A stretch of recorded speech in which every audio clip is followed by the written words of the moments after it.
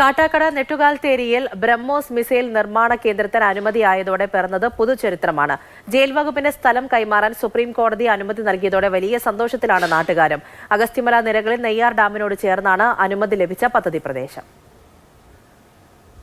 ഈ കാണുന്ന തുറന്ന ജയിൽ അതായിരുന്നു നെട്ടുകാൽത്തേരിയുടെ ഇതുവരെ ഉണ്ടായിരുന്ന മേൽവിലാസം. എന്നാൽ രാജ്യത്തൊട്ടാകെ ആ മേൽവിലാസം ഒന്ന് മാറാൻ പോവുകയാണ്. ബ്രഹ്മോസ് യൂണിറ്റിനു പുറമെ മറ്റ് 2 പദ്ധതികൾ കൂടി ഭൂമി കൈമാറാനാണ് സുപ്രീം കോടതി അനുമതി നൽകിയിരിക്കുന്നത്. തുറന്ന ജയിൽ സ്ഥിതി ചെയ്യുന്ന സ്ഥലം മറ്റാവശ്യങ്ങൾക്ക് കൈമാറണമെങ്കിൽ സുപ്രീം കോടതിയുടെ അനുമതി ആവശ്യമായതിനാലാണ് സംസ്ഥാന സർക്കാർ കോടതിയെ സമീപിച്ചത്. ആകെ 457 ഏക്കറുണ്ട് നെട്ടുകാൽത്തേരി തുറന്ന ജയിലിൽ. അതിൽ 257 ഏക്കറാണ് ബ്രഹ്മോസിന് നൽകുന്നത്.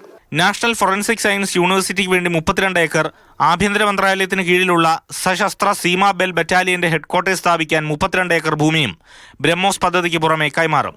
നെട്ടുകാൽത്തേരിയിലെ നാട്ടുകാർക്കും വലിയ പ്രതീക്ഷയാണ്. ഇത്രയും വലിയൊരു പ്രോജക്റ്റ് ഇവിടെ പറഞ്ഞാൽ നമ്മുടെ നാട്ടിനും പഞ്ചായത്തിനും നമ്മുടെ സംസ്ഥാനത്തിനും വലിയൊരു അഭിമാനകരമായ ഒരു മുന്നേറ്റം തന്നെയാണ്. നാടിൻ്റെ മോശമായ മാടുന്ന കള്ളിക്കാട് പഞ്ചായത്ത് ഈ രാജ്യത്തിൽ ഒട്ടാകെ അറിയപ്പെടും. അതേപോലെ നമ്മുടെ കേരളവും അറിയപ്പെടും. റോഡ്, റെയിൽ ഉൾപ്പെടെയുള്ള അടിസ്ഥാന സൗകര്യങ്ങളുടെ വികസനവും പദ്ധതിയുടെ വരവോടെ യാഥാർത്ഥ്യമാകും. പ്രദേശത്തെ തൊഴിൽ, കച്ചവടം, ടൂറിസം തുടങ്ങിയ മേഖലകളിലും വലിയ മാറ്റങ്ങളാണ് വരാനിരിക്കുന്നത്. മാതൃഭൂമി ന്യൂസ്, തിരുവനന്തപുരം.